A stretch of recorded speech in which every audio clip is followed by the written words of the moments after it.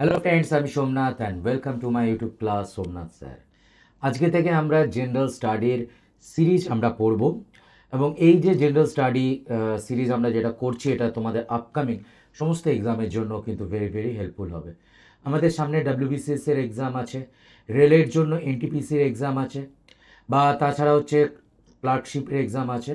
তোমরা অনেকে ডাব্লিউবিসিএস এর ফর্ম ফিল আপ করেছো এবং তোমরা অনেকে প্রিপারেশন নিচ্ছ, কিন্তু পরীক্ষার জন্য যে জিএসগুলো দরকার বা এক্সট্রা নলেজগুলো দরকার সেগুলোই আজকে আমরা এখানে আলোচনা করব। তো চলো স্টার্ট করছি আজকের ক্লাসে যাওয়ার আগে তোমাদের কিছু ইম্পর্টেন্ট কথা আমি বলে দিতে চাই। দেখো, ব্রহ্মাস্ত্র জেনারেল স্টাডি ম্যানুয়াল, এই যে স্টাডি ম্যানুয়ালটা তোমাদের আপকামিং এক্সামের জন্য কিন্তু ভেরি ভেরি হেল্পফুল হবে। সেটা ডাব্লিউবিসিএস হোক বা এনটিপিসির এক্সাম হোক বা এসএসসি বা ক্লার্কশিপ, এই ব্রহ্মাস্ত্র জেনারেল স্টাডি ম্যানুয়ালের মধ্যে তোমরা টোটাল 13টি বই পাচ্ছ। যেটা হচ্ছে হিস্ট্রি তোমাদের পুরো কভার আপ হয়ে যাবে। দেখো, নোটস আর বইয়ের মধ্যে কিন্তু অনেক ডিফারেন্স আছে। তোমরা বই পড়তেই পারো, কিন্তু নোটস এক্সামের জন্য কিন্তু দরকার। তোমাদের হিস্ট্রি কভার হয়ে গেল, তোমাদের ইন্ডিয়ান জিওগ্রাফি কভার হয়ে যাবে, তোমাদের ইন্ডিয়ান পলিটি কভার হয়ে যাবে, স্ট্যাটিক জেনারেল নলেজ তোমাদের কভার হয়ে যাবে, one liner general knowledge, obviously current affairs যে কোনো কম্পিটিটিভ এক্সামের জন্য ভেরি ভেরি হেল্পফুল। তো তোমরা এখানে 800-রও বেশি কারেন্ট অ্যাফেয়ার্স তোমরা পেয়ে যাচ্ছ এমসিকিউ ফর্মে। এটা এমসিকিউ, আর এই কারেন্ট অ্যাফেয়ার্সটা হচ্ছে ওয়ান লাইনার। জেনারেল সায়েন্সের ভূমিকা তো আমরা কখনোই অস্বীকার করতে পারি না, ফিজিক্স, কেমিস্ট্রি, বায়োলজি, এই তিনটে তোমরা ওয়ান লাইনার ফর্মে পেয়ে যাচ্ছ। আর ইকোনমি, এই হলো জেনারেল স্টাডি ম্যানুয়াল, 13টা বই। এটা বোথ পিডিএফ এবং হার্ড কপি তোমরা পেয়ে যাবে। তোমরা যারা এটা পারচেস করতে চাইছো তোমরা এই নাম্বারে হোয়াটসঅ্যাপ করো বা আমার এই ওয়েবসাইটে গিয়ে তোমরা ভিজিট করতে পারো। বেস্ট হবে এইখানে গিয়ে তোমরা হোয়াটসঅ্যাপে তোমরা মেসেজ করো। তো চলো আজকের ক্লাস স্টার্ট করছি। প্রথম প্রশ্ন দেখো, এই প্রশ্নটা পিএসসি প্রচুর বার দিয়েছে। তো এখানে যে প্রশ্নটা দিয়েছে সেটা কি বলেছে আগে দেখে নেই। বলেছে হিউম্যান ট্রাফিকিং অ্যাওয়ারনেস ডে। বলা হয়েছে মানব পাচার সচেতনতা দিবস। মানব পাচার করা যায় না। আমরা যদি দেখি যে ইন্ডিয়ান পলিটির মধ্যে মৌলিক অধিকারের চ্যাপ্টার যখন তোমরা পড়বে, সেখানে কিন্তু ক্লিয়ারভাবে উল্লেখ করা রয়েছে, বা এই প্রশ্নটাও আসে যে হিউম্যান ট্রাফিকিং এটা একটা দণ্ডনীয় অপরাধ এবং কোন ধারাতে উল্লেখ করা রয়েছে মানব পাচার করা যায় না। তো আমরা যে হিউম্যান ট্রাফিকিং অ্যাওয়ারনেস দিবস এটি পালন করি, তোমরা মাথায় রাখবে, ভেরি ইম্পর্ট্যান্ট কোশ্চেন। এটি হচ্ছে 11ই জানুয়ারি আমরা পালন করি। ডেজ, ইম্পর্টেন্ট ডেজ কিন্তু পরীক্ষায় আসবে। 1 নাম্বার তোমরা ধরে রাখতেই পারো। আমরা জানুয়ারি মাসের ইম্পর্টেন্ট ডেজগুলো দেখছি, কিন্তু তার আগে এখানে একটু ডিটেলস আলোচনা করে নিই। হিউম্যান ট্রাফিকিং অ্যাওয়ারনেস দিবস বা মানব পাচার করা যায় না, এটা কত নাম্বার ধারাতে উল্লেখ করা রয়েছে, এই যে প্রশ্নটা, এখানে একটুখানি আমরা আলোচনা করি। এটা বলা রয়েছে ভারতের সংবিধানের আর্টিকেল নাম্বার 23।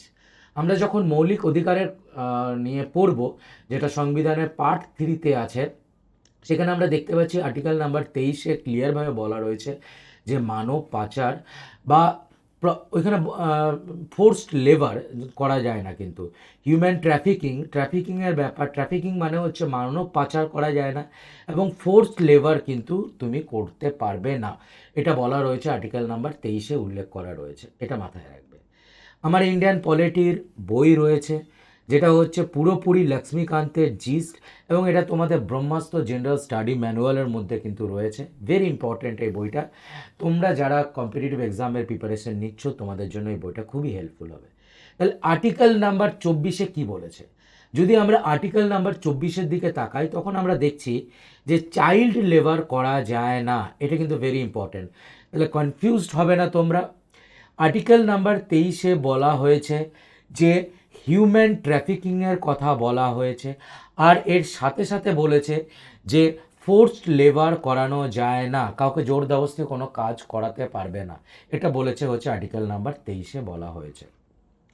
আমরা যদি আর্টিকেল নাম্বার 24 দেখি, তাহলে আমরা দেখতে পাচ্ছি যে চাইল্ড লেবার আমরা করতে পারি না, এটাও একটা দণ্ডনীয় অপরাধ। তো আমাদের এখান থেকে যাই প্রশ্ন আসুক আমরা ক্লিয়ার কিন্তু করে নিতে পারবো। এছাড়া দেখো যে জানুয়ারি মাসে যে দিবসগুলো আমাকে পড়ে যেতে হবে সেটা একটুখানি দেখে নাও। প্রথমে হচ্ছে 4 তারিখ, জানুয়ারির 4 তারিখ হচ্ছে ওয়ার্ল্ড ব্রেল ডে। এবার লুইস ব্রেল কে ছিলেন? লুইস ব্রেল, যার জন্য আমরা এই ব্রেল দিবসটিকে পালন করি, তোমরা অনেকেই দেখেছো যে যারা ব্লাইন্ড পার্সন, যারা অন্ধ ব্যক্তি, ওনারা যে লেখা যেগুলো ধরে ওনারা বুঝতে পারেন, সেই যে ডিভাইসটা, সেই যে যন্ত্রটা যে আবিষ্কার করেছিলেন সেটাই হচ্ছে ব্রেল। এবং লুইস ব্রেলের নাম অনুসারেই এই 4 তারিখ আমরা পালন করি হচ্ছে ব্রেল দিবস। জানুয়ারি 6 তারিখ হচ্ছে World War Orphan Day. Very very important, এটা পিএসসি তো হাজারবার এই প্রশ্নটা তুলেছে। জানুয়ারি 9 তারিখ এনআরআই ডে বা প্রবাসী ভারতীয় দিবস। এইখানে কি হয়েছিল তোমরা সবাই জানো, সাউথ আফ্রিকা থেকে গান্ধীজি ভারতবর্ষে ফিরলেন। এখানে একটা প্রশ্ন দেয় যে কবে উনি ফিরেছিলেন। উনি ফিরেছিলেন হচ্ছে 1915 সালে। এই জায়গাটা কিন্তু একটা ইম্পর্টেন্ট প্রশ্ন, এটা মাথায় রাখবে। জানুয়ারি 10 তারিখ জানুয়ারি 10 তারিখ হচ্ছে ওয়ার্ল্ড দিবস বা হিন্দি দিবস, এটাও মাথায় রাখবে। জানুয়ারি 11 তারিখ আমরা তো অলরেডি পড়েই নিলাম যে মানুষ পাচার করা যায় না, হিউম্যান ট্রাফিকিং অ্যাওয়ারনেস ডে। 12 তারিখ তোমরা সবাই জানো স্বামী বিবেকানন্দজির বার্থডে, তো আমরা পালন করি হচ্ছে ন্যাশনাল ইউথ ডে। তোমাদের জন্য কমেন্ট সেকশনে একটা প্রশ্ন রইল, ইন্টারন্যাশনাল ইউথ ডেটা আমরা কবে পালন করি? জানুয়ারি 15 তারিখ ইন্ডিয়ান আর্মি ডে। বহুবার এই প্রশ্নটা এসছে, মাথায় রাখবে। এরপরে চলে এসো জানুয়ারি 23 তারিখ। তোমরা সবাই জানো যে নেতাজি সুভাষচন্দ্র বোসজির বার্থডে। আমরা এই দিনটাকে আরেকটা নামে আমরা জানি, যেটা হচ্ছে দেশ নায়ক দিবস। দেশ নায়ক দিবস, এটাও মাথায় রাখবে, এখানে কিন্তু আসে। তাছাড়া হচ্ছে দেখো জানুয়ারি 24 তারিখ কি, 24 তারিখ হচ্ছে ন্যাশনাল গার্ল চাইল্ড ডে। তাছাড়া 25 তারিখ, এটাও পিএসসি বহুবার দিয়েছে, এটা হচ্ছে ন্যাশনাল ট্যুরিজম ডে বা ন্যাশনাল ভোটার্স ডে। আমরা ভোট দিই, আমরা কত বছর বয়স হলে ভোট দিই, এখানে একটা প্রশ্ন বারবার রিপিট করে। 18 বছর বয়স হলে ভোট দিচ্ছি। আগে কত বছর বয়স ছিল এবং কত নাম্বার অ্যামেন্ডমেন্টে আমাদের ভোটিং এজকে কমানো হয়েছে, এটাও তোমাদের জন্য প্রশ্ন রইল, তোমরা কমেন্ট সেকশনে বলো। প্রজাতন্ত্র দিবস 26শে জানুয়ারি। তাছাড়া হচ্ছে গান্ধীজির মৃত্যু দিবস হচ্ছে আমরা পালন করি হচ্ছে জানুয়ারি 30 তারিখ। আমি আবারও বলছি যে তোমরা যারা নোটস পারচেস করতে চাইছো, সোমনাথ স্যার নোট, এই যে হোয়াটসঅ্যাপ নাম্বার, এই হোয়াটসঅ্যাপ নাম্বারে মেসেজ করো। এবং তাছাড়া আমার ওয়েবসাইট, এখানেও তোমরা ভিজিট করতে পারো। এখানে বলা হয়েছে লোনার লেক। এবারে দেখো লেক রিলেটেড, এটা একটা জিকে বা ইন্ডিয়ান জিওগ্রাফিরই প্রশ্ন তোমরা বলতে পারো। লোনার হ্রদটি ভারতের কোন রাজ্যে আমরা দেখতে পাবো? লোনার হ্রদটার একটা বৈশিষ্ট্য আছে, এটাকে বলা হয় ক্রেটার লেক। ঠিক আছে, এই ক্রেটার লেকটা আবার কি, এর জলটা একটুখানি কীরকম ধরনের হয় বলো তো, পিঙ্কিশ কালার, একটুখানি পিঙ্ক টাইপের হয়। তো এই লোনার লেকটি রয়েছে হচ্ছে, সঠিক উত্তর হবে হচ্ছে মহারাষ্ট্রে। অ্যান্ড অবভিয়াসলি এই যে আমার যে স্টাডি ম্যাটেরিয়ালটা, যেটা ইন্ডিয়ান জিওগ্রাফির উপরে, এটা জিস্ট অফ খুল্লার এবং মাজিদ হোসেনের, এটা তো ভেরি ভেরি হেল্পফুল। তোমরা যারা নিতে চাইছো তোমরা এই হোয়াটসঅ্যাপ নাম্বারে মেসেজ করো। হোয়াটসঅ্যাপ নাম্বার হচ্ছে 8637506801 নাম্বারে। সব থেকে বেস্ট হবে যে কমপ্লিট স্টাডি মেটেরিয়াল পারচেস করলে। দেখো তোমাদের এটা কমন প্রশ্ন যে লোনার লেকটি কোথায়, এটা মহারাষ্ট্রে। কিন্তু যদি তোমাদের পরীক্ষায় প্রশ্ন আসতো, দেখো এটা হচ্ছে লোনার লেকের ছবি। যে study of lake, what is the study of lake, lake নিয়ে পড়াশোনাকে কি বলে? পিএসসি এই ধরনের প্রশ্ন কিন্তু বহুবার তুলেছে, স্টাডি রিলেটেড প্রশ্ন থাকে। তো স্টাডি অফ লেক মানে হচ্ছে লিমনোলজি। লজি কথাটার তোমরা যেখানেই এই লজি কথাটা দেখতে পাবে, তার লজি মানে হচ্ছে স্টাডি। যেরকম হচ্ছে বায়োলজি যে তোমরা সবাই জানো যে বায়োলজি দুটো শব্দ নিয়ে গঠিত। বায়োলজি, লজি মানে কি, লজি মানে স্টাডি, বায়ো মানে হচ্ছে লাইফ, স্টাডি অফ লাইফ। তো লজি যেখানেই পাবে তার মানে হচ্ছে স্টাডি। এরপরে দেখো এখানে বলেছে, এটাও পিএসসি বহুবার এই প্রশ্নটাকে তুলেছে, আর্কিওলজিক্যাল সার্ভে অফ ইন্ডিয়া। প্রশ্নটাকে একটু খেয়াল করে দেখো, তাড়াহুড়োতে এটা ভুল হবে। আর্কিওলজিক্যাল সার্ভে অফ ইন্ডিয়াকে পার্মানেন্ট বডি হিসাবে কবে তৈরি করা হয়েছে? এখানে কিন্তু বলেনি যে আর্কিওলজিক্যাল সার্ভে অফ ইন্ডিয়া কবে এস্টাবলিশড করানো হয়েছিল বা কবে প্রতিষ্ঠা হয়েছিল। তো যদি প্রতিষ্ঠার কথা বলতে হয় তাহলে সবাই জানো যে 1861 সালে প্রতিষ্ঠা হয়েছিল। এখানে পার্মানেন্ট বডি বলেছে, তো পার্মানেন্ট বডি তোমরা সবাই মাথায় রাখবে, এটা হচ্ছে 1906 সালে পার্মানেন্ট করানো হয়েছিল এবং তৈরি হয়েছিল 1861 সালে। কে এস্টাবলিশ করেছেন মাথায় রাখবে, আলেকজান্ডার কুনিংহাম প্রতিষ্ঠা করেছিলেন। আলেকজান্ডার কানিংহামকে কি বলা হয়? ফাদার অফ আর্কিওলজি বলা হয়, এটাও কিন্তু মাথায় রাখবে। নেক্সট, আমি আবারও বলছি, এনশিয়েন্ট ইন্ডিয়ান হিস্ট্রির যেটা হচ্ছে আমার নোটস, যেটা পুনাম দালাল ধাইয়ার, এটা তোমরা অবভিয়াসলি তোমাদের আপকামিং এক্সামের জন্য ভেরি ভেরি হেল্পফুল হবে। অ্যান্ড বই আর নোটসের মধ্যে হিউজ ডিফারেন্স, তোমাদের অনেকের কাছে পুনাম দালাল ধাইয়া বইটি আছে, কিন্তু বইতে কোনটা পড়তে হয়, কোনটা ছাড়তে হয়, বা কোন টপিকটাকে জোর দিতে হয়, সেটা কিন্তু তোমরা বুঝতে পারো না।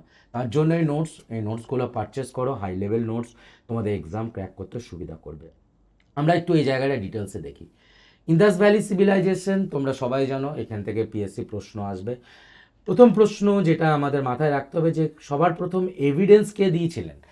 তোমরা এই যে ইন্দাস ভ্যালি সিভিলাইজেশন বা হারাপ্পান সিভিলাইজেশন অনেক সময় বলা হয়, তো এই হারাপ্পান সিভিলাইজেশন তো তোমরা সবাই জানো যে মাটির নিচ থেকে খুঁড়ে বার করা হয়েছে। তো সবার আগে এভিডেন্স দিয়েছিল 1826 সালে চার্লস ম্যাসন নামক ব্যক্তি। কথা হচ্ছে, এই চার্লস ম্যাসন ব্যক্তিটা কে ছিলেন? চার্লস ম্যাসন ব্যক্তি ছিলেন হচ্ছে ইস্ট ইন্ডিয়া কোম্পানির একজন সৈনিক ছিলেন। ওনার প্রকৃত নাম বা অরিজিনাল যে ওনার নাম, সেটা হচ্ছে জেমস লুইস। উনি একজন ইস্ট ইন্ডিয়া কোম্পানির সোলজার ছিলেন, এবং উনিই কিন্তু সবার প্রথম এভিডেন্স পেয়েছিলেন যে হ্যাঁ, মাটির নিচে কিছু আছে। তারপরে খনন কার্য স্টার্ট করা হয়, এবং আর্কিওলজিক্যাল সার্ভে অফ ইন্ডিয়াকে স্ট্যাবলিশ করানো হলো 1861 সালে, যাতে এই খনন কার্যটাকে করানো যায়। তখন স্ট্যাবলিশ করেছিলেন হচ্ছে আলেকজান্ডার কুনিংহাম। 1906 সালে গিয়ে কিন্তু পার্মানেন্ট বডি করানো হলো। ইন্দাস ভ্যালি সিভিলাইজেশন, এই যে শব্দটি, এই শব্দটি আমাদের সামনে তুলে ধরেছিলেন জন মার্সেল। এই ছোটো ছোটো বিষয়গুলো কিন্তু বোঝো।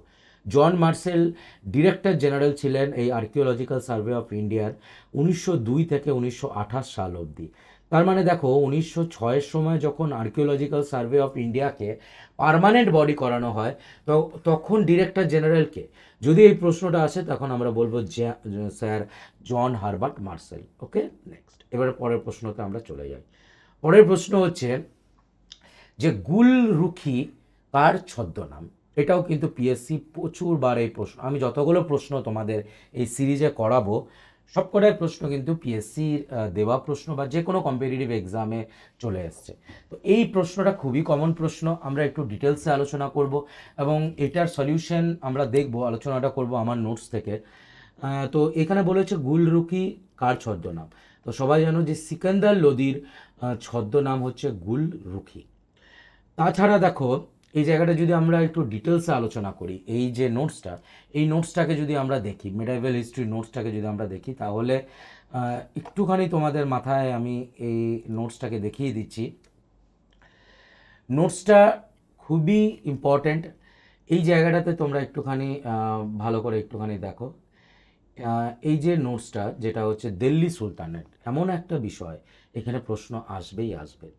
প্রথমেই তোমরা সবাই জানো যে সেকেন্ড ব্যাটেল অফ তরাইন, তরাইনের যে তরাইনের দ্বিতীয় যুদ্ধের পরেই কি হলো, তোমরা সবাই জানো যে পৃথ্বীরাজ চৌহানকে পরাজিত করলেন হচ্ছে মোহাম্মদ ঘুরি, এবং যে দিল্লি সুলতানেট বা মুসলিম শাসক কিন্তু বলবো এক প্রকার কিন্তু আমাদের ভারতবর্ষে স্টার্ট হয়ে গেছিলো। এবং এই যে স্লেভ বংশ বা দিল্লি সুলতানেটের কথা যদি আমরা দেখি, এই দিল্লি সুলতানেট তোমরা সবাই জানো যে 5টা বংশে বিভক্ত রয়েছে। 5টা বংশ, এই 5টা বংশ কী কী? এক হচ্ছে স্লেভ বংশ, যেটা 1206 থেকে 1290। এক হচ্ছে খুলজি বংশ, 1290 থেকে 1320। এক হচ্ছে তুগলক বংশ, 1320 থেকে 1414। এক হচ্ছে সায়াদ বংশ, 1414 থেকে 1451। এক হচ্ছে লোদি বংশ, 1451 থেকে 1456। ঠিক আছে, এটা বুঝলাম। আমরা যদি স্লেভ বংশের দিকে ঢুকি, স্লেভ বংশকে মামলুক বংশও বলা হয়, এটাও কিন্তু পরীক্ষায় বহুবার প্রশ্নটা দেয়। স্লেভ বংশ, কুতুবউদ্দিন আইবক যখন সিংহাসনে ছিলেন তখন স্লেভ বলবে। প্রথম ইলবাড়ি বংশ বলবে হচ্ছে যখন ইলতুৎমিশ সিংহাসনে এলেন, এবং সেকেন্ড ইলবাড়ি বংশ বলবে যখন হচ্ছে বলবন্ত সিংহাসনে এলেন। এই জায়গার থেকেও কিন্তু পিএসসি প্রশ্ন দেয়। কুতুবউদ্দিন আইবক 4 বছর শাসন করেছিলেন, উনি তুর্কিশ ছিলেন, এবং গৌরীর মৃত্যুর পরে উনি সিংহাসনে এলেন, এবং উনি এসেই প্রথমে ক্যাপিটাল করেছিলেন হচ্ছে লাহোর, পরে এটা চেঞ্জ হয়, এই জায়গাও প্রশ্ন আসে। উনি লাক বাক্স উপাধি নিয়েছিলেন, এই জায়গাতেও প্রশ্ন আসে। উনার সময় বিখ্যাত যে কবি হাসান উন নিজামি উনি ছিলেন, এবং উনি কুতুব মিনার স্টার্ট করেছিলেন, এবং পরে কুতুব মিনারের কাজ আরও কমপ্লিট হয়েছিল সেগুলো তো প্রশ্ন আসে। এবং কেন করেছিলেন, কার উদ্দেশ্যে, সেটা হচ্ছে সুফি সেন্ট খ্বাজা কুতুবুদ্দিন বখতিয়ার কাকির উদ্দেশ্যে করেছিলেন। আমি পুরো নোটসটা দেখিয়ে দিচ্ছি তোমাদের। দেখো, ইলবাড়ি ডাইনেস্টি যখন শামসুদ্দিন ইলতুৎমিশ সিংহাসনে এলেন, এরপরে দেখো পুরোপুরিভাবে নোটসটা তোমাদের টু দ্য পয়েন্ট দেওয়া রয়েছে। রুকনুদ্দিন ফিরোজ আসবে, রাজিয়া সুলতান এলো, এরপরে বাহরাম শাহ আসবে, মাসুদ শাহ আসবে, তারপরে হচ্ছে সেকেন্ড ইলবাড়ি বংশ।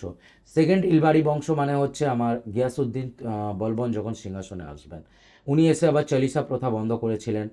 এবং এখান থেকে কিন্তু অনেকগুলো প্রশ্ন দেয় যে সিজদা অ্যান্ড ফাইবোস কে করেছিলেন, এগুলো ছোট ছোট প্রশ্ন। এবং উনি কি উপাধি নিয়েছিলেন, জিল ই লাহি, এগুলো আসে। এরপরে খিলজি বংশ। খিলজি বংশের দেখো এই প্রশ্নটা কিন্তু ডাব্লিউবিসিএসে বহুবার এসেছিল। খিলজি বংশকে প্রতিষ্ঠা করেছিলেন জালাল উদ্দিন খিলজি, এটা তোমরা সবাই জানো। ওনার উপাধি কী ছিল, ওনার উপাধি হচ্ছে মালিক ফিরোজ। জালাল উদ্দিন খিলজির উপাধি মালিক ফিরোজ, এটা কিন্তু বহুবার পরীক্ষায়। এরপরে আলাউদ্দিন খিলজি। আলাউদ্দিন খিলজির ছোটোবেলার নাম ছিল আলী গুরসাব। শুধু নোটসটা পড়বে দেখো, এবং সমস্ত জিনিস কিন্তু এখানে দেওয়া রয়েছে। 1303 সালে আলাউদ্দিন খিলজি চিত্তরে অ্যাটাক করলেন। চিত্তরের ক্যাপিটাল ছিল হচ্ছে মেওয়ার। পদ্মিনীকে বিবাহ করার জন্য, পদ্মিনী ছিল হচ্ছে রতন সিংয়ের পত্নী, এবং ওইখানে কি হয়েছিল, জোহার হয়েছিল, তোমরা সবাই জানো। এবং পদ্মাবত কাব্যতে এই সমস্ত ঘটনা উল্লেখ রয়েছে। এবং এই পদ্মাবত কাব্য রচনা করেছিলেন মালিক মোহাম্মদ জয়সি। তো নোটসটা খুবই হেল্পফুল তোমাদের জন্য। এই নোটসটা পারচেস করার জন্য আমি বারবার বলছি যে এই যে হোয়াটসঅ্যাপ নাম্বার, এই হোয়াটসঅ্যাপ নাম্বারে তোমরা যাও এবং নোটসটাকে পারচেস করো। তো চলো আমরা নেক্সট কোশ্চেনের দিকে এগিয়ে যাই। নেক্সট কোশ্চেন হচ্ছে, এখানে বলেছে দেখো ভূগোলের প্রশ্ন, বলেছে যে হুইচ প্লেটু, প্লেটু মানে হচ্ছে মালভূমি, হুইচ প্লেটু লাইজ বিটুইন আরাওয়ালি এবং বিন্দিয়া। এটা পিএসসির প্রিভিয়াস ইয়ারের প্রশ্ন এবং এটি খুব বেসিক প্রশ্ন। এখানে বলেছে যে আরাওয়ালি এবং বিন্দিয়ার মাঝখানে যে তোমরা মালভূমি পাবে তাকে কি বলবে। তো এই প্রশ্ন সঠিক উত্তর হচ্ছে মালওয়া মালভূমি। আমরা একটুখানি ডিটেলসে আলোচনা করি যাতে এই জায়গাটা আর কখনো আমরা না ভুলি। তো একটা ছবি দেখো, এই হলো আরাবলি পর্বত আর এই হলো বিন্দিয়া পর্বত। বিন্দিয়া পর্বতের ঠিক নিচ থেকে বেরিয়েছে হচ্ছে কি নর্মদা, এবং তারপরে হচ্ছে সাতপুরা পাহাড়। তো এই আরাবলি এবং বিন্দিয়া পর্বতের মাঝখানে বলা হচ্ছে মালওয়া। এবং এই যে রিজনটা তোমরা দেখতে পাচ্ছ, এই অঞ্চলটা, এটাকে বলা হয় সেন্ট্রাল হাইল্যান্ড। ওকে, কি বললাম বুঝতে পারলো? আমরা একটু ম্যাপে দেখি। তাহলে এই উপরের পোর্শনটাকে বলা হয় সেন্ট্রাল হাইল্যান্ড এবং নিচের পোর্শনটাকে বলা হয় দক্ষিণাত্যের মালভূমি, এবং গোটাটাকে নিয়ে বলা হয় পেনিনসুলার প্লেটু। এই সমস্ত জিনিসগুলো আমার নোটসে রয়েছে, যেটা খুব সিম্পল করে দেওয়া রয়েছে। তোমরা শুধু পড়বে এবং সমস্ত ম্যাপ বেসড নোট রয়েছে। এখানে ছবি দিয়েও খুব সুন্দরভাবে দেওয়া রয়েছে। আরাবলি পাহাড় এবং বিন্দিয়া পাহাড়ের মাঝখানটা মালভূমি। মালওয়া প্লেটুর সাইডে গেলে তোমরা কোন মালভূমিকে দেখতে পাবে। তো আমরা যদি একটুখানি ডান দিকে সরে যাই, তখন দেখতে পাবে বুন্দেলখান্ড, তারপরে ভাগালখান, তারপরে ছোটা নাগপুর থেকে সরে গেলে তোমরা দেখতে পাবে হচ্ছে মেঘালয় প্লেটু। এবং এই ছোটা নাগপুর প্লেটু এবং এই মেঘালয় প্লেটুর মাঝখানে যে অঞ্চলটা তোমরা দেখতে পাচ্ছ, এটাকে বলা হয় গারো রাজমহল গ্যাপ। এটা কিন্তু পরীক্ষায় বহুবার প্রশ্ন আসে। তো চলো নেক্সট আমরা চলে যাই। তাছাড়া আরেকটা এখানে প্রশ্ন আসে যেটা পিএসসি ডাব্লিউবিসিএস জিজ্ঞেস করে, এই যে মেঘালয় মালভূমি, এর অপর আরেকটা নাম আছে প্লেটুর, এটাকে বলা হয় কার্বি অ্যাংলং প্লেটু। এই কার্বি অ্যাংলং প্লেটু, এটা মাথায় রেখো, এটা কিন্তু অনেকবার জিজ্ঞেস করে। এখানে কি বলেছে যে which of the following revolt, মানে হচ্ছে কোন বিদ্রোহের কথা বঙ্কিমচন্দ্র চট্টোপাধ্যায় জি ওনার যে উপন্যাস আনন্দমঠে উল্লেখ করেছেন। তো এর উত্তর হবে হচ্ছে সন্ন্যাসী বিদ্রোহর কথা হচ্ছে সন্ন্যাসী বিদ্রোহ কবে হয়েছিল। অনেকবার এই প্রশ্নটা আসে ডাব্লিউবিসিএস প্রিলিমিনারিতে, যেটা হচ্ছে 1763 সালে। মডার্ন ইন্ডিয়ান হিস্ট্রির যে নোটসটা তোমরা পাবে, এটা পুরোপুরি স্পেকট্রামের জিস্ট আর কৃষ্ণা রেড্ডির জিস্ট। যারা পারচেস করতে চাইছো এই হোয়াটসঅ্যাপ নাম্বারে মেসেজ করো। হোয়াটসঅ্যাপ নাম্বার হচ্ছে 8637506801 নাম্বারে। বেস্ট হবে আমি এখনও বলছি ব্রহ্মাস্ত্র জেনারেল স্টাডি ম্যানুয়াল, যেখানে তোমরা 13টি বই পাচ্ছ, বোথ পিডিএফ এবং হার্ড কপি। তো চলো নেক্সট। এই প্রশ্নটা ডাব্লিউবিসিএসে প্রচুরবার এসছে, বলেছে প্রথম ইউরোপিয়ান যিনি ভগবদ্গীতাকে ট্রান্সলেট করেছিলেন ইংরেজি ভাষায়।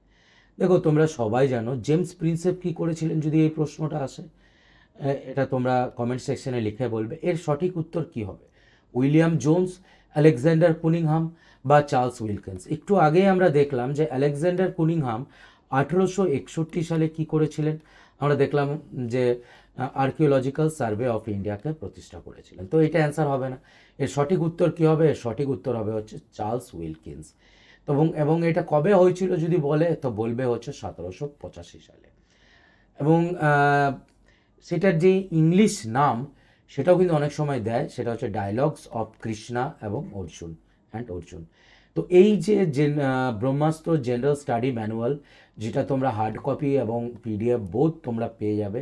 তো কি কি পাবে আমি একটু বলে দিচ্ছি। যদি পিডিএফ নাও তাহলে তার প্রাইস পড়ে 499, আর হার্ড কপি যেখানে হচ্ছে 1600 পেজেস, এই পুরো মেটেরিয়ালটা 1600 পেজের, এবং এটা ওয়েস্ট বেঙ্গলের যে কোনো জায়গায় ডেলিভারি করানো হচ্ছে। এখানে এনশিয়েন্ট ইন্ডিয়ান হিস্ট্রি নোট পাচ্ছ, medieval history, modern Indian history, geography of India এর সাথে ওয়েস্ট বেঙ্গল জিওগ্রাফি পাচ্ছ, ইন্ডিয়ান পলিটি যেটা লক্ষ্মীকান্তের জিক্স, ফিজিক্সের ওয়ান লাইনার, বায়োলজির ওয়ান লাইনার, কেমিস্ট্রির ওয়ান লাইনার, ইকোনমিক্সের one liner, general knowledge, static general knowledge 8000-এরও বেশি ওয়ান লাইনার জেনারেল নলেজ, এবং কারেন্ট অ্যাফেয়ার্স ওয়ান লাইনার, আর কারেন্ট অ্যাফেয়ার্স এমসিকিউ তোমরা পেয়ে যাচ্ছ। আর পেয়ে যাচ্ছ chapter wise video, history, geography, polity. এটা যারা শুধুমাত্র যারা হার্ড কপি নেবে তাদের জন্য। আর দেখো নোটস কিন্তু আমি এখনও বলছি যে আমার যে এই নোটসগুলো কিন্তু খুবই হেল্পফুল নোটস এবং খুব ডিটেলিং করে তৈরি করা হয়েছে, যেটা যাতে তোমাদের পরীক্ষাতে একটি নাম্বার তোমরা ইজিলিভাবে পেতে পারো। বইগুলো আমি আরেকবার দেখিয়ে দিচ্ছি। Ancient Indian history, medieval history, modern Indian geography, Indian polity, ultimate general knowledge, current affairs 8000-এরও বেশি ওয়ান লাইনার জেনারেল নলেজ, ফিজিক্সের ওয়ান লাইনার, কেমিস্ট্রির ওয়ান লাইনার, বায়োলজির ওয়ান লাইনার, ইকোনমিক্সের ওয়ান লাইনার, আর পাচ্ছ হচ্ছে কারেন্ট অ্যাফেয়ার্সের 800-এরও বেশি এমসিকিউ। তো তোমরা যারা পারচেস করতে চাইছো এই নাম্বারে মেসেজ করো। নেক্সট এখানে বলেছে এক্সকিউজ মি, হুইচ পলিমার, আমরা কোন পলিমারকে ব্যবহার করি বুলেট প্রুফ ম্যাটেরিয়াল তৈরি করতে, কোন পলিমার? প্রত্যেকটা অপশন দেখো। প্রথম অপশানে বলা হয়েছে পলিভিনাইল ক্লোরাইড, মানে কি পিভিসি। পিভিসি মানে প্লাস্টিকের দরজা। পলিকার্বনেট এটা হবে না, পলিথিন হবে না, তো এটার সঠিক উত্তর হবে হচ্ছে পলিমাইডস আমরা এখানে সঠিক উত্তর হবে হচ্ছে পলিকার্বনেটস বুলেট প্রুফ ম্যাটেরিয়াল ব্যবহার করতে। জেনারেল সায়েন্সের নোটস অ্যাভেলেবেল আছে, তোমরা পারচেস করতে পারো। নেক্সট পরে দেখো, প্রথম বুদ্ধিস্ট কাউন্সিল, পিএসসি 1000বার এই প্রশ্নটা দিয়েছে যে স্যার আবার দেবে, হ্যাঁ দেবে, আবার ওই প্রশ্নটা দেবে। জৈনিজম বুদ্ধিজম টপিক থেকে প্রশ্ন আসবে। তো এখানে বলেছে প্রথম বুদ্ধিস্ট কাউন্সিল কার সময় হয়েছিল। তো আমরা এই জায়গাটা একটু ডিটেলসে আলোচনা করি।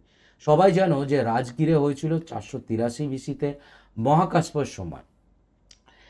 তো এই জায়গাটা একটু ডিটেলসে করি। দেখো প্রথম বৌদ্ধ সম্মেলন আমরা দেখলাম 483, কোথায়? জায়গাটার নাম রাজগীর। অজাতশত্রুর সময় মহাকাশপ ছিলেন হচ্ছে প্রেসিডেন্ট। এখানে কি হয়েছিল? বিনয় পিটক এবং সূত্র পিটক হয়েছিল। এবং সেকেন্ড বুদ্ধিস্ট কাউন্সিল তার 100 বছর পরে হয়েছিল 383 বৈশালীতে হয়েছিল। কাল অশোক প্রেসিডেন্ট রাজা ছিলেন। এবং এইখানে একটা ইম্পর্টেন্ট প্রশ্ন কিন্তু আসে, প্রথমবারের জন্য বুদ্ধিজমের মধ্যে ভাঙন ধরে। এখানে হিমায়ানা আর মহায়ানা বুদ্ধিজমের মধ্যে বুদ্ধ ধর্ম দুভাগে ভাগ হয়। এটা কিন্তু কমপ্লিট ডিভিশন নয়, ফার্স্ট ডিভিশন। প্রশ্নটা দেবে যে প্রথম কবে ভাঙনটা হয়।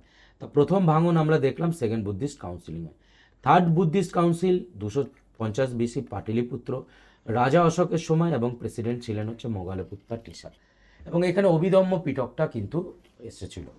এবং এইখানে এই 3 নম্বর বুদ্ধিস্ট কাউন্সিলিংয়ে প্রথমবার ডিসিশন নেওয়া হয়েছিল যে প্রথমবারের জন্য বুদ্ধ ধর্ম প্রচার হবে ভারতবর্ষের বাইরে, এবং সাইলংয়ে প্রচার করতে গিয়েছিলেন কে, এটা তোমাদের জন্য রইল, কমেন্ট সেকশনে তোমরা লিখে জানিও। Fourth Buddhist council, very important, কনিষ্কের সময় হয়েছিল, বসুমিত্র আর অশ্বঘোষ ছিলেন, এটা একটু মাথায় রাখবে। বলেছে র্যাডার কে ইনভেন্ট করেছে, এটা GK. Who was inventor of the radar, র্যাডারকে ইনভেন্ট করেছিলেন, হ্যাঁ এরকম প্রশ্ন আসে, ডাব্লিউবিসিএস তো প্রচুরবার এসছে। রবার্ট ওয়াটসন করেছিলেন 1940 সালে, তো এটা মাথায় রেখো। নেক্সট, কামরূপ কোন রাজ্যের পুরনো নাম? কামরূপ হচ্ছে আসামের পুরনো নাম।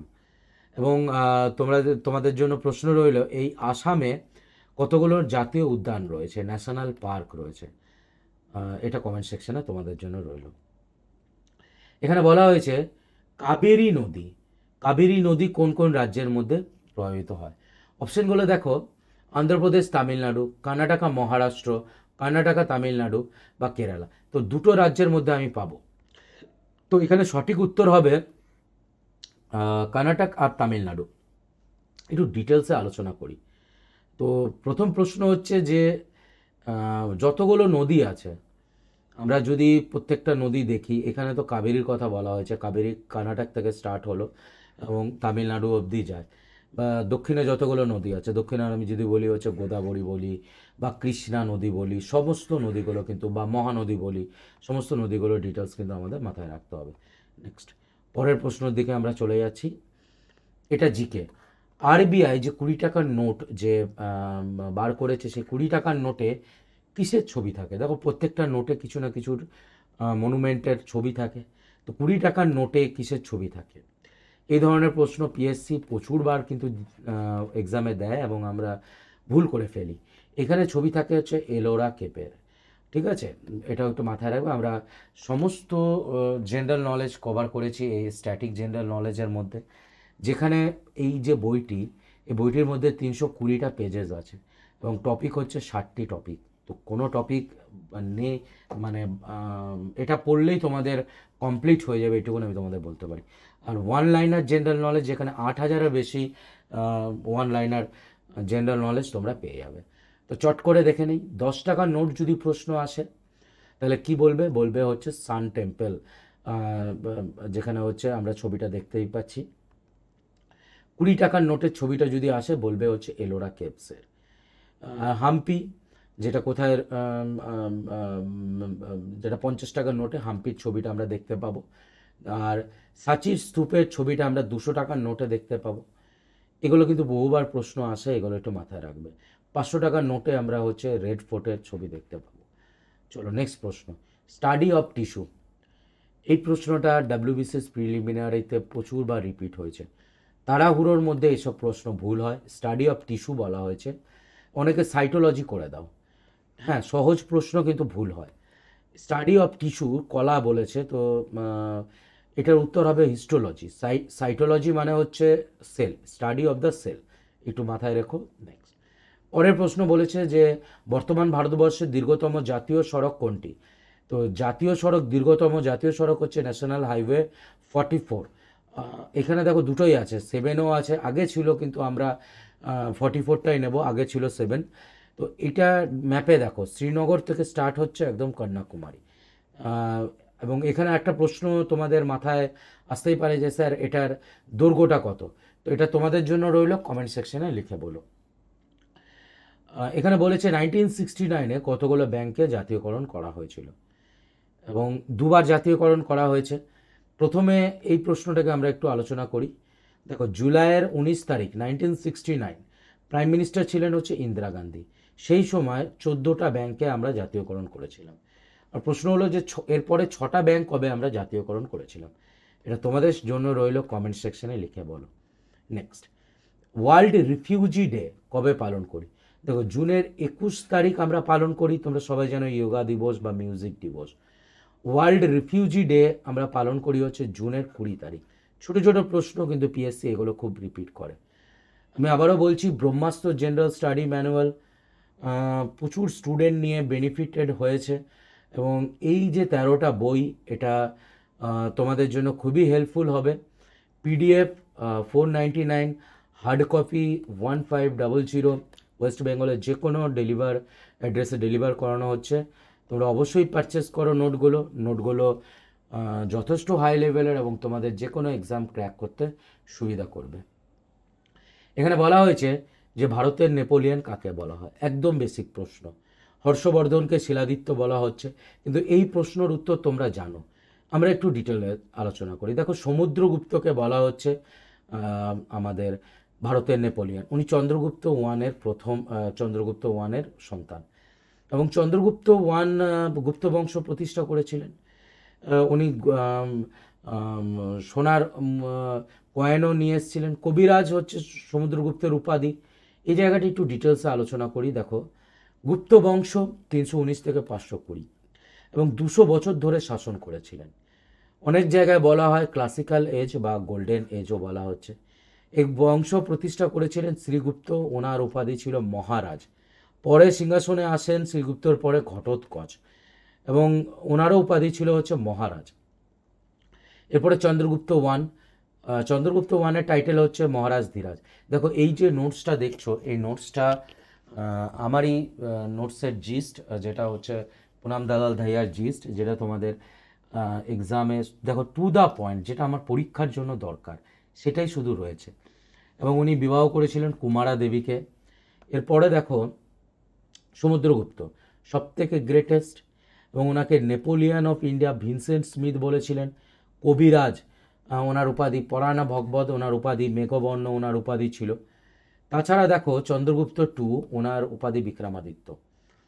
সমুদ্রগুপ্ত টু এর পরে এলেন এবং দেবী চন্দ্রগুপ্তম, এই যে গ্রন্থটি, এটি বিশাখ দত্ত রচনা করেছিলেন। বিশাখ দত্তর আর একটি গ্রন্থ হচ্ছে মুদ্রাক্ষস, এটা মাথায় রাখবে। তো সেখানে আমরা দেখতে পেলাম যে সমুদ্রগুপ্তর পরে সিংহাসনে এসেছিলেন রামাগুপ্ত। রামাগুপ্ত এমন একজন গুপ্ত শাসক ছিলেন যিনি কপার মানে হচ্ছে তামার কয়েন উনি চালু করেছিলেন এবং উনি ওনার যে পত্নী ধ্রুবদেবীকে শকদের হাতে তুলে দিয়েছিলেন। তখন এই চন্দ্রগুপ্ত টু বিক্রমাদিত্য গিয়ে বাঁচিয়েছিলেন, মাথায় রাখবে। এবং এই চন্দ্রগুপ্ত টুতেই ওনার সময়তেই নবরত্ন ছিল, যেরকম হচ্ছে কালিদাস, বহুবার আসে, বরাহমির কার সময়কালীন ছিলেন, এগুলো আসে। কুমারাগুপ্ত, চন্দ্রগুপ্ত টু এর পরে ওনার সন্তান কুমারাগুপ্ত এলেন এবং সেই সময় হুনরা আক্রমণ করেছিলেন। এটা কিন্তু পরীক্ষায় আসে। উনি নালন্দা মহাবীরা প্রতিষ্ঠা করেছিলেন, এটাও পরীক্ষায় প্রশ্ন দেয়। স্কন্দগুপ্ত লাস্ট রাজা ছিলেন, গ্রেটেস্ট। উনি সুদর্শন হ্রদ তৈরি করেছিলেন। এরপরে দেখো পুরগুপ্ত, বুধগুপ্ত, কুমারাগুপ্ত, নরসিংহগুপ্ত রাজা ছিলেন। এইডস ভাইরাস কোথায় কিসে অ্যাটাক করে? সবাই জানো যে আমাদের যে ইমিউনিটি সিস্টেম, সেখানে এইডস অ্যাটাক করে। তো এখানে সঠিক উত্তর হবে হচ্ছে লিম্ফোসাইটে, মানে হচ্ছে ডাব্লিউবিসিতে হোয়াইট ব্লাড সেলের অ্যাটাকটা করছে, মাথায় রাখবে এটা। নেক্সট, এরপরে বলেছে ভারতবর্ষের দক্ষিণতম পাহাড়ের নাম কি? দোদাবেটা, আনাইমুদি। অনেকে তোমরা আনাইমুদি করে ফেলো, তো এটার উত্তর আনাইমুদি হবে না, এটা হচ্ছে উত্তর কার্ডোমান। কার্ডোমান পাহাড় হচ্ছে ভারতবর্ষের সবথেকে দক্ষিণতম পাহাড়। আমরা যদি ছবি দেখি তাহলে দেখো এই যে কার্ডোমান, তার আগেই রয়েছে আনাইমুদি, পালামি হিল, এটাও মাথায় রাখবে। ন্যাশনাল এইডস রিসার্চ ইনস্টিটিউটটা কোথায় রয়েছে? ন্যাশনাল এইডস রিসার্চ ইনস্টিটিউট এটা পুনেতে রয়েছে। এটা রয়েছে হচ্ছে পুনেতে, যেটা প্রতিষ্ঠা করা হয়েছিল 1992-তে। এরপরে দেখো, x officio chairman NDC, national development council, যেটা তৈরি হয়েছিল 1952-তে। কিসের জন্য? 5 ইয়ার প্ল্যানের ফাইনাল অ্যাপ্রুভাল দেওয়ার জন্য। তো তার চেয়ারম্যান, এখন এটা নেই, এনডিসি তো নেই, কিন্তু প্রশ্নটা আসে, তো এটা হবে প্রাইম মিনিস্টার। 6 আগস্ট 1952-তে এনডিসিকে তৈরি করানো হয়েছিল। যখন আলেকজান্ডার ভারতবর্ষে আক্রমণ করেন, তক্ষশিলার রাজা কে ছিলেন? এটা খুবই ইম্পর্টেন্ট প্রশ্ন। তক্ষশিলার রাজা যদি আমরা দেখি, তখন ছিলেন হচ্ছে আম্বি। এটাও কিন্তু পরীক্ষায় আসে। ন্যাশনাল ওয়াটারওয়েজ 1, জাতীয় জলপথ 1, কোথা থেকে কোথায় কানেক্ট করছে? জাতীয় জলপথ 1 যেটা হচ্ছে এলাহাবাদ থেকে হালদিয়া, এটা হচ্ছে 1620। এবং সাদিয়া টু ডুবরি, এটা হচ্ছে ন্যাশনাল ওয়াটারওয়েজ কি, এটা আমাকে একটু লিখে জানি, ওটাও অনেকবার পরীক্ষায় আসে, যেটা হচ্ছে ব্রহ্মপুত্র নদীর উপরে রয়েছে। নেক্সট, রাল্ফ ফিচ যখন ভারতবর্ষে এসেছিলেন, তো জেমস, তোমরা সবাই জানো রাল্ফ ফিচকে পাঠানো হলো ভারতবর্ষে। তো সেই সময় রাজা কে ছিলেন? তো রালফিস যখন ভারতবর্ষে আসেন তখন হচ্ছে আকবরের সময় এসেছিলেন 1585 সালে। এখানে বলা হয়েছে যে ফাদার অফ আয়ুর্বেদা, আয়ুর্বেদের জনককে পতঞ্জলি, সুশ্রুত, চরক বা ধন্বন্তরী। তো আয়ুর্বেদের জনক হচ্ছে মাথায় রাখবে চরক, এবং চরক রচনা করেছিলেন হচ্ছে চরক সংহিতা। উনি কনিষ্কের সময় ছিলেন, এটাও কিন্তু পরীক্ষার জন্য ইম্পর্টেন্ট। আমি আবারও বলছি, ব্রহ্মাস্ত্র জেনারেল স্টাডি ম্যানুয়াল, যেখানে তোমরা 13টি বই পাচ্ছ। Ancient Indian history, medieval, modern, তোমাদের আর কোনো হিস্ট্রি নিয়ে চিন্তা করার দরকার নেই। Geography of India, Indian polity, general সায়েন্সের জন্য 3টে ওয়ান লাইনার, ইকোনমিক্সের one liner, static general knowledge, one liner general knowledge, current affairs এবং কারেন্ট অ্যাফেয়ার্সের এমসিকিউ। যারা হার্ড কপি নেবে তাদের জন্য চ্যাপ্টার ওয়াইজ 75টা ভিডিও, হিস্ট্রি, জিওগ্রাফির, পলিটি। এটা পেড ভিডিও, এটা ইউটিউবের মধ্যে নেই। তো তোমরা যারা পারচেস করবে, তোমরা এইখানে হোয়াটসঅ্যাপে মেসেজ করো 8637506801 নাম্বার। তাছাড়া এই আমার ওয়েবসাইটেও ভিজিট করতে পারো, কোনো প্রবলেম নেই। Thank you all for watching. আশা করি নিশ্চয়ই ক্লাসটি ভালো লাগলো, আমাকে কমেন্ট সেকশনে লিখে বলবে। এই ক্লাসটি রোজ রেগুলার চলবে যতদিন তোমাদের WBCS পরীক্ষা হচ্ছে, এবং সাবজেক্টের উপরে আস্তে আস্তে ক্লাস আসবে। Thank you all for watching. ভালো থাকো, সুস্থ থাকো এবং পড়তে থাকো।